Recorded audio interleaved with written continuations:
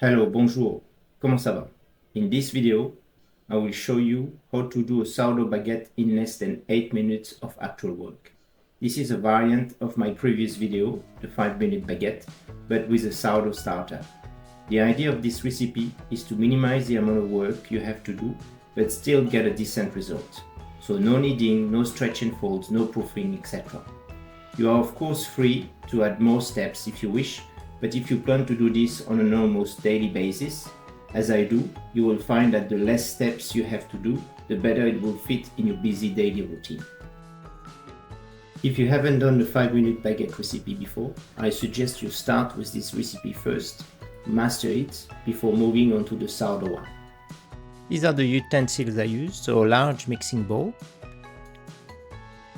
a cover when the dough is rising, could be anything, but I prefer to use the things I already have, and it's way quicker than a plastic wrap. Then you'll need a wooden spoon. What is important is the handle to mix the ingredients without using your hands, teaspoons to clean up, and a dough scraper. I strongly advise you to get one.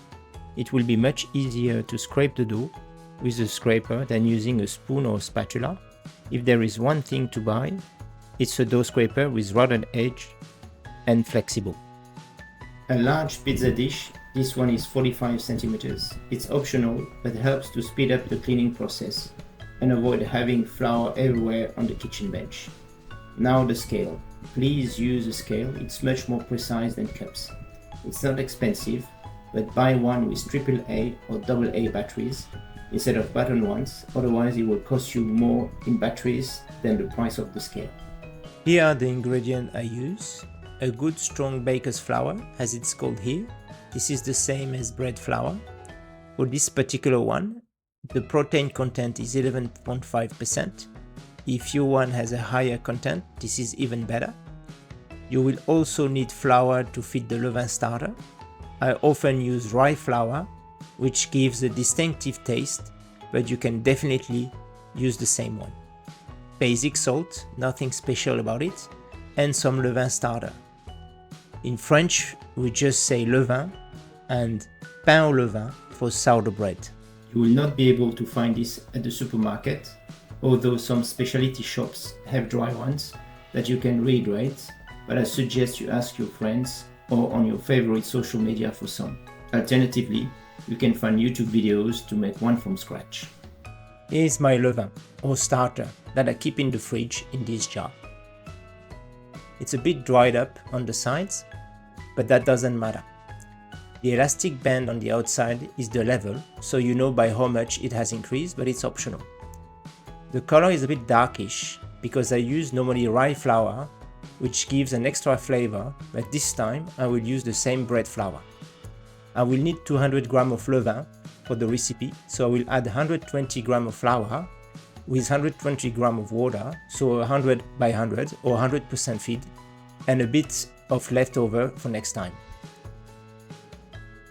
You can see on the top right corner that I have put a stopwatch so everyone can see that it takes less than 8 minutes of actual work for the whole process. It's a 3-steps recipe, so if you want to have fresh bread for breakfast, you will feed your levain the day before in the afternoon, mix the ingredients in the evening, and bake the following morning. For an evening bake, feed your starter the day before, leave it on the bench for a couple of hours, and then in the fridge overnight and mix the ingredients in the morning. I have simplified the recipe to the bare minimum, so it can be done on a daily basis without requiring too many steps. However, I encourage everyone to experiment and twiddle it with its own twists. Mix the ingredients thoroughly and vigorously. It's important to reach the bottom of the jar so the levain is combined with the flour and water. This is my trick to clean the wooden spoon handle, and I'm also scraping the side of the jar, but I guess this could be optional as well. Once done, I readjust the elastic band. We then put the lid back on, but not screwed in, otherwise when the levain will rise and if there is not enough space, it can break the jar. You can speed up the process by adding the lukewarm water instead of tap water, or if you want to extend the process, simply after 1 or 2 hours, leave the jar in the fridge. The second step is mixing all the ingredients together. The levain has more than doubled in size after a few hours on the bench, which is what we need. We start with 600 grams or milliliters of water at room temperature. Don't worry, I will put the imperial measurements in the video descriptions.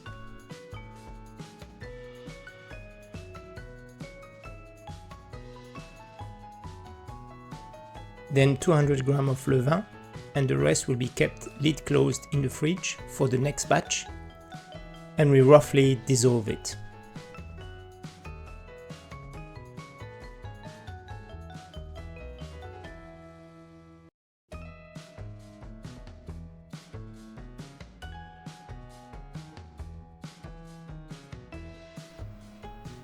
"900 grams of baker's flour, or bread flour, as it is called in the US. It's the same I've been using in the 5-minute baguette video.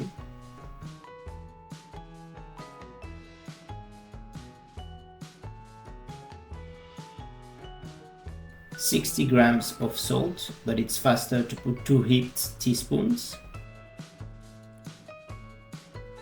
I then mix with the handle of a wooden spoon. The objective here is to combine the ingredients together, not to knead the dough. And it should take around 1 minute until the dough forms a ball. Make sure all the flour at the bottom of the bowl is properly amalgamated. You can see that the consistency of the dough is kind of soft but not runny. It holds together.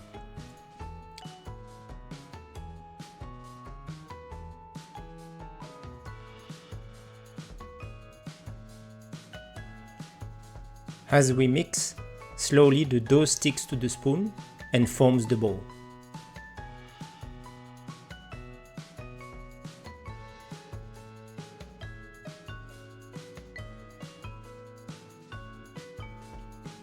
Again, my spoon trick to clean quickly without sticking your fingers in the dough. Then you cover and leave on the bench at room temperature to rise for 8 to 10 hours. And you can go to bed. If you click on the video description, you will find a link to a Google Sheet which has a fermentation time calculator based on the different temperatures.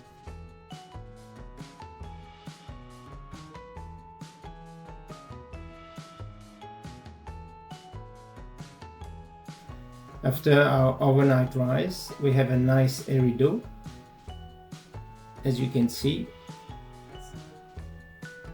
So sprinkle generously some flour, and then we will scrape it gently.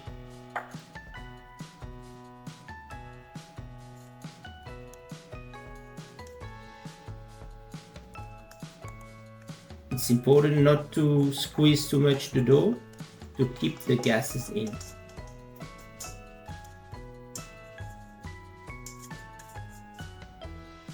And then more flour on the top.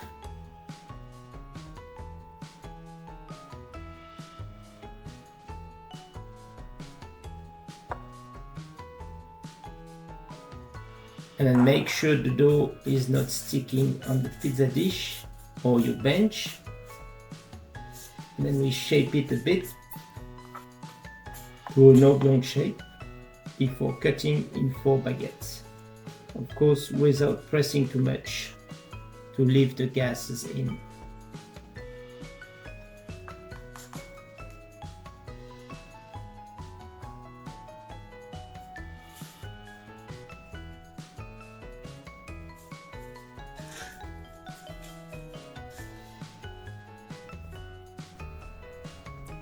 Flip the pattern and gently shape or elongate them before transferring to a grill or baking tray.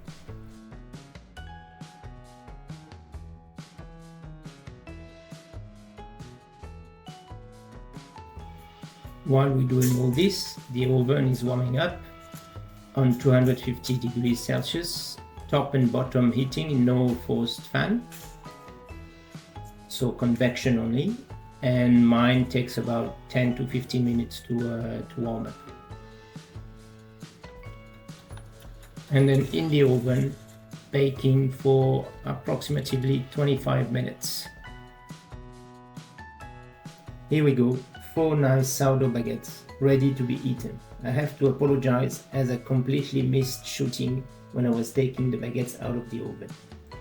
The sourdough gives a nice, stronger, tangish flavor, which is great with butter or cheese.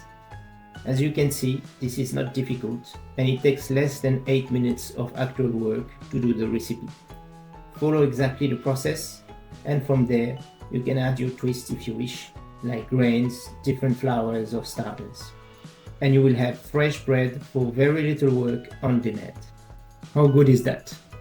Visit the video description for the ingredients and more information. Thank you and enjoy your baguettes. Voilà, à bientôt.